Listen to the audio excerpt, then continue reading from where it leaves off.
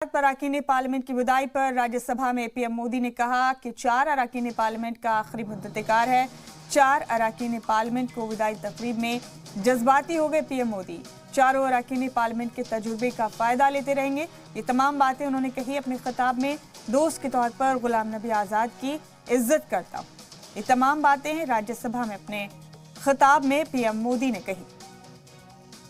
अरकान पार्लियामेंट की विदाई पर राज्यसभा में तमाम बातें वजीर आजम नरेंद्र मोदी ने कही। आपको बता दें कि 4 अरकान पार्लियामेंट का ये आखिरी मुद्दतेकार है और इनके लिए मुनक्किद की गई विदाई तकरीब में बोलते हुए पीएम मोदी जज्बाती हो गए।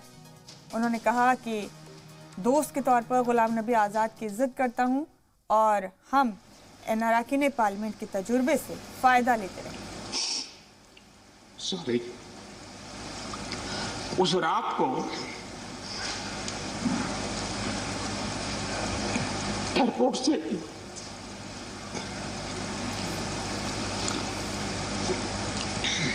उन्होंने मुझे फोन किया और जैसे एक बार गुजरात के यात्री, क्योंकि जम्मू कश्मीर में जाने वाले टूरिस्ट में गुजरात बहुत बड़ा नंबर रहता है, और टेररिस्टों ने पर हमला कर दिया। करीब 8 लोग शायद मारे गए। सबसे पहले गुलाम नबी जी का मुझे फोन आया।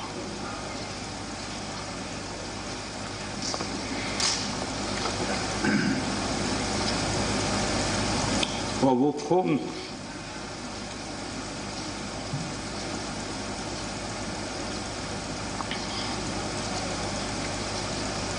सिर्फ सूचना देने का नहीं था,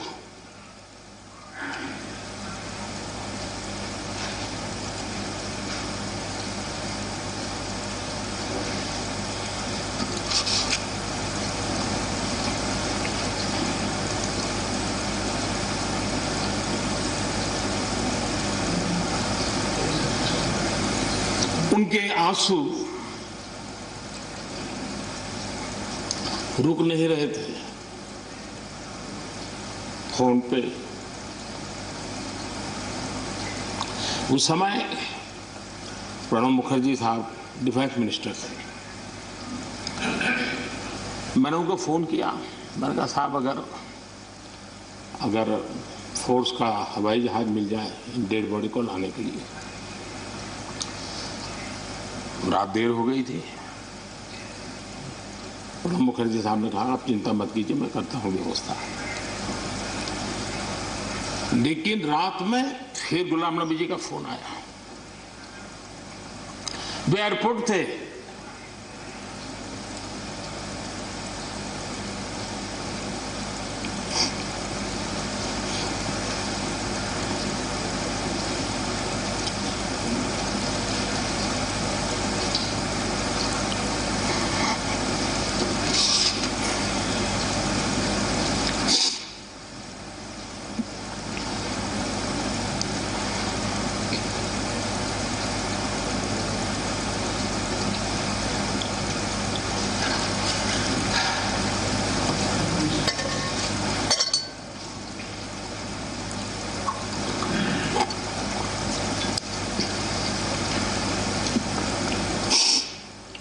सॉरी,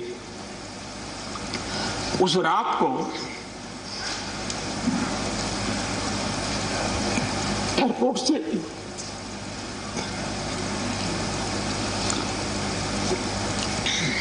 उन्होंने मुझे फोन किया और जैसे अपने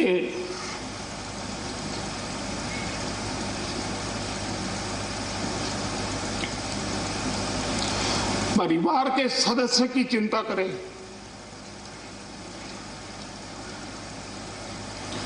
वैसी चिंता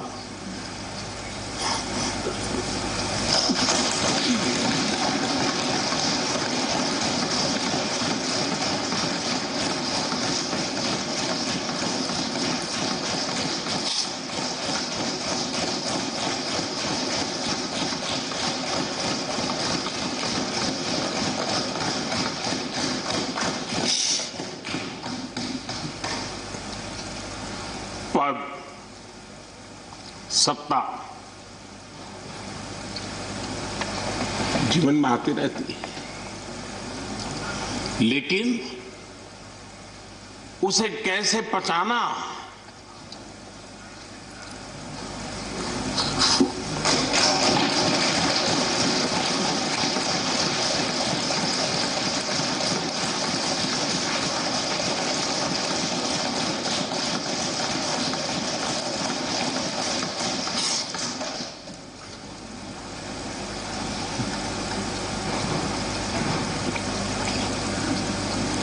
मेरे लिए बड़ा भावुक पल था।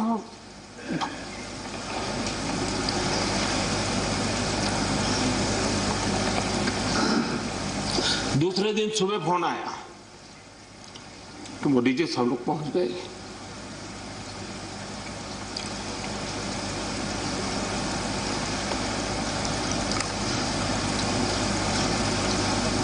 इसलिए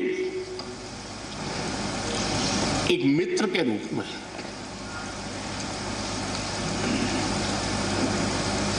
गुलाम नबी जी को घटना और अनुभव के आधार पर मैं आदर करता हूं।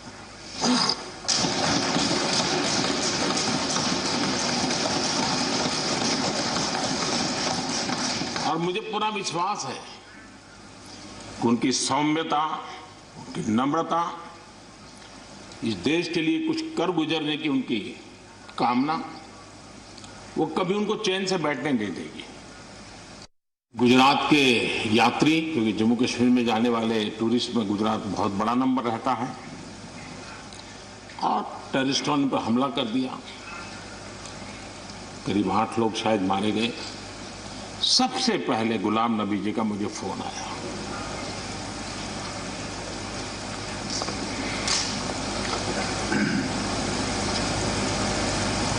और वो फोन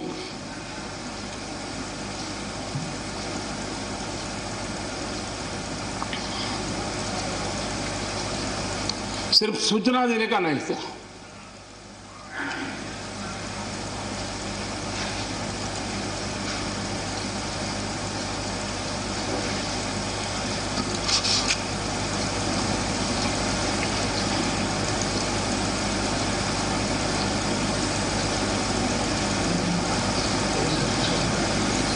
उनके आंसू रुक नहीं रहे थे। फोन पे उस समय प्रणब मुखर्जी साहब डिफेंस मिनिस्टर थे। मैंने उनको फोन किया, मैंने कहा साहब अगर फोर्स का हवाई जहाज मिल जाए इन डेड बॉडी को लाने के लिए। रात देर हो गई थी। प्रणब मुखर्जी साहब ने कहा आप चिंता मत कीजिए, मैं करता हूं व्यवस्था।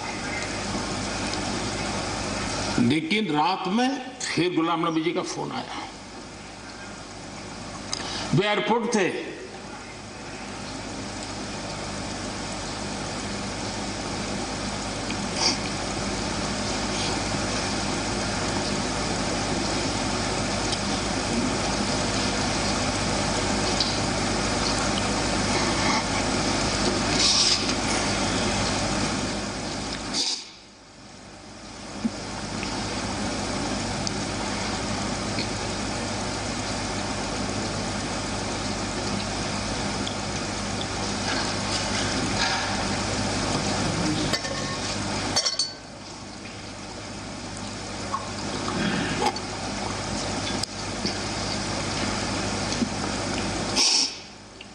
सॉरी,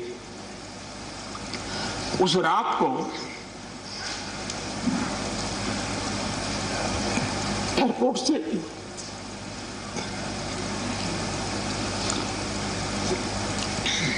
उन्होंने मुझे फोन किया और जैसे अपने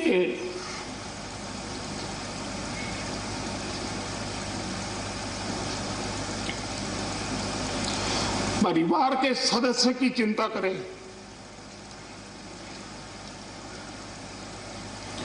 वैसी चिंता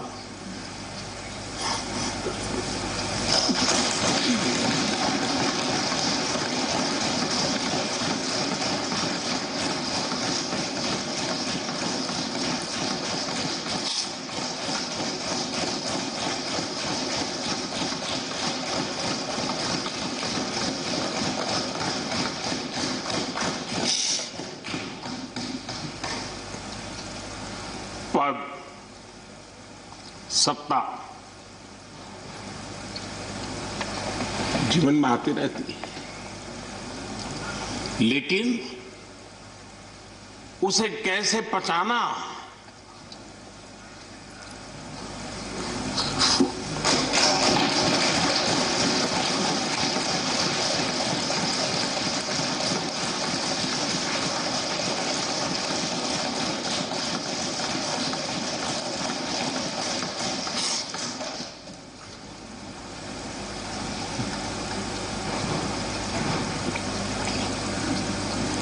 मेरे लिए बड़ा भावुक पल था।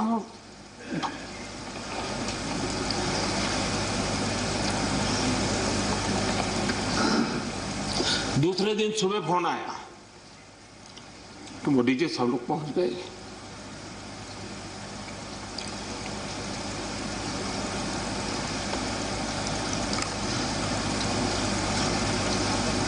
इसलिए एक मित्र के रूप में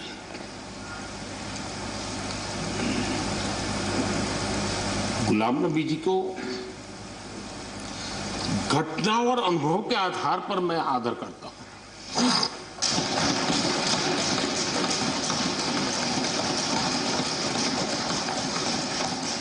और मुझे पूरा विश्वास है कि उनकी सौम्यता, उनकी नम्रता, इस देश के लिए कुछ कर गुजरने की उनकी कामना, वो कभी उनको चैन से बैठने नहीं देगी।